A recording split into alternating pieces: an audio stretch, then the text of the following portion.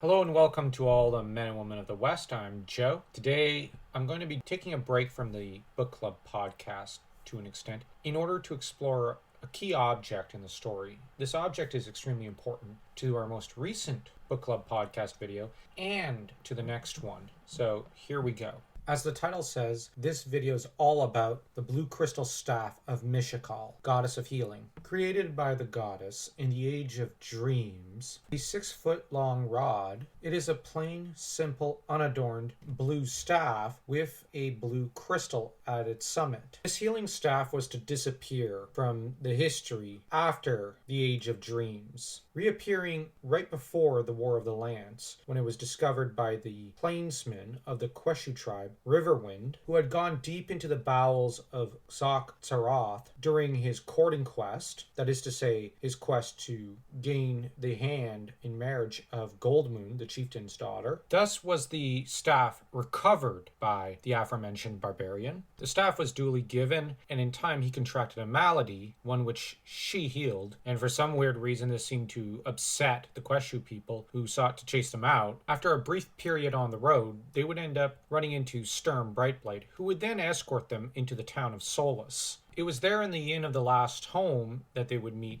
the heroes of the Lance, and would also end up using the staff to heal the High Theocrat. From there, embarking on the quest of the staff, and later were active members in the War of the Lance. During the War of the Lance, the staff saw a great deal of usage, healing such individuals as Riverwind, Raceland, and many others. Most notably, though, it was the key object that was used to channel the power of Mishakal in order to defeat Kisanth and chase away Takesis, so that Verminard was essentially helpless right before he was crushed to death. But many years after the War of the Lance, it would be sought by Goldmoon and Riverwind when they searched for Xok-Tsaroth for signs of the gods, and there they would find that it had become a plain, ordinary staff, with the statue of Mishakal having been broken. Seeing no use for the staff, they would end up placing it by Tanis' tomb in the Tomb of the Last Heroes. If you're interested in the D&D stats